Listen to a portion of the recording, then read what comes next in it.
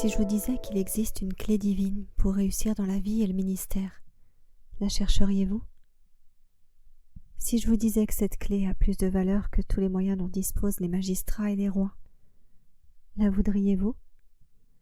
Et si je vous disais que cette clé ouvrirait un monde nouveau avec des possibilités illimitées, m'écouteriez-vous?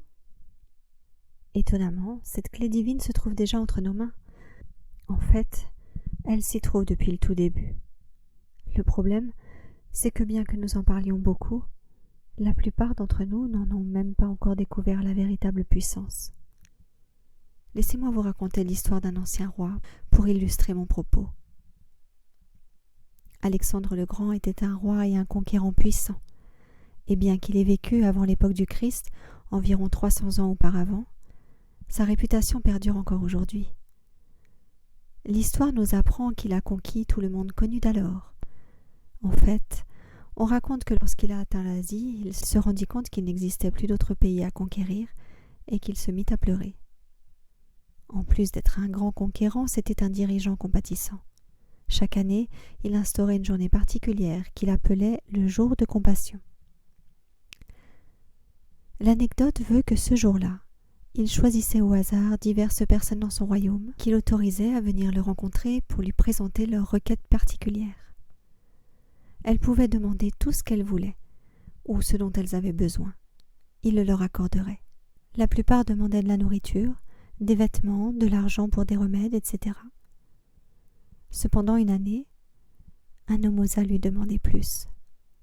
S'adressant au porte-parole du roi, cet homme fit la requête suivante. « Voulez-vous, s'il vous plaît, dire au roi que je veux un immense palais, ainsi que... » Mais avant qu'il ne puisse poursuivre, le porte-parole du roi l'interrompit, irrité. « Quelle impertinence! Ne vois-tu pas tous ces gens qui demandent de la nourriture et des remèdes? Comment oses-tu penser que tu puisses demander un palais au roi? Comment oses-tu penser que tu puisses demander un palais au roi ?» Cependant l'homme poursuivit. « Je veux un palais avec une salle de réception afin d'y organiser une fête, parce que j'ai beaucoup d'amis. Et je veux un palais qui soit bien meublé, ainsi qu'un repas spécial qui soit préparé. » Toutefois le porte-parole, de plus en plus en colère, l'arrêta à nouveau. « Je refuse de demander cela au roi. C'est la demande la plus scandaleuse que j'ai jamais entendue. » À ce moment-là, le roi Alexandre s'aperçut du tapage. « Que désire cet homme ?» demanda-t-il à son porte-parole. Celui-ci se retourna à contre-cœur vers le roi et s'avança, murmurant à voix basse afin que seul le roi puisse l'entendre. « Ô roi, j'ai peur de vous le dire.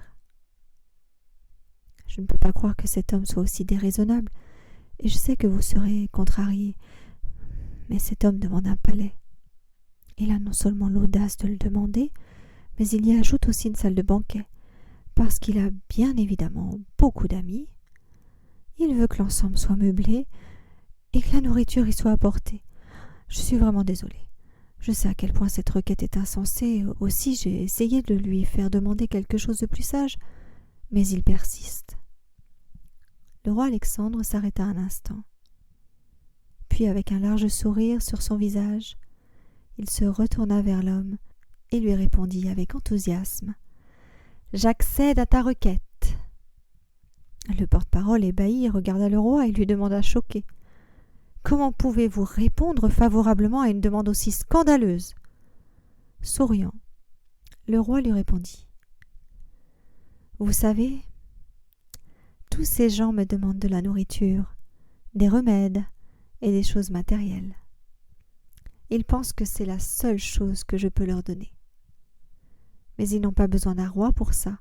N'importe quel personnage influent peut le faire pour eux. Mais cet homme-là, il est le premier à me donner l'impression d'être le roi que je suis, car moi seul suis capable d'accéder à sa requête. » La Bible nous dit « Or, à celui qui, par la puissance qui agit en nous, peut faire infiniment au-delà de tout ce que nous demandons ou pensons. » Éphésiens 3, verset 20. Pourquoi nous contentons-nous si souvent de bénédictions superficielles quand nous servons le roi de l'univers? Pourquoi nous contentons-nous de mener une vie à 10 centimètres en dessous de la ligne de flottaison, survivant à peine spirituellement, alors que Dieu rêve de nous donner bien plus? Nous vivons dans les derniers jours de l'histoire de la terre, et si l'Évangile doit se répandre dans le monde entier pour que Jésus revienne, les choses ne peuvent pas continuer ainsi. Nous avons besoin de faire une expérience spirituelle plus profonde que ce que nous pouvons imaginer. Nous avons besoin d'une vie de prière plus approfondie. Nous avons besoin d'une foi plus profonde dans la parole de Dieu.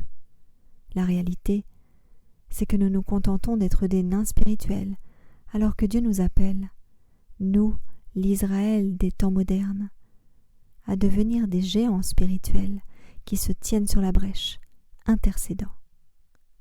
Malheureusement, Satan connaît la puissance existant dans la parole de Dieu, et aussi quand nous prions.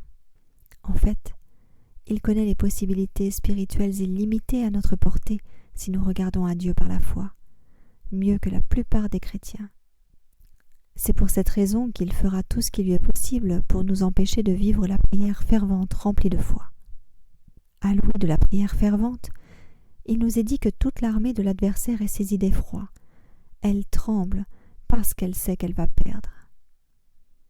En raison de la haine de Satan pour la parole de Dieu et pour la prière fervente véritable, il a créé un dédale de séduction pour contrer l'œuvre de Dieu.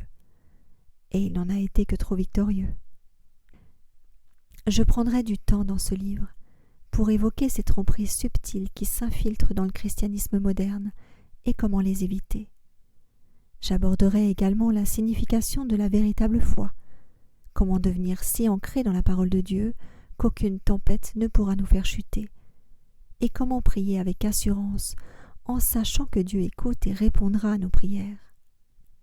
Je prie ardemment pour que ce livre provoque un déclic, afin de commencer le plus incroyable des voyages que vous ayez jamais effectués, vers la frontière infinie des possibilités spirituelles dont Dieu dispose et qui vous attendent. Je vous encourage à garder votre Bible à côté de vous afin d'y regarder les versets référencés.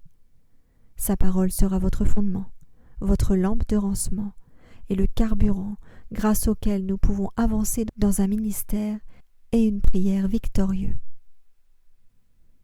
Comme je suis sûre que vous allez bientôt le découvrir, Dieu rêve simplement de déverser son Saint-Esprit et de faire bien plus dans votre vie que ce que vous avez imaginé pouvoir être possible pour sa gloire.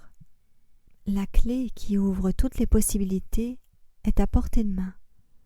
C'est la prière fervente remplie de foi, car il nous est dit, la prière et la foi peuvent faire ce qu'aucune puissance humaine ne saurait accomplir.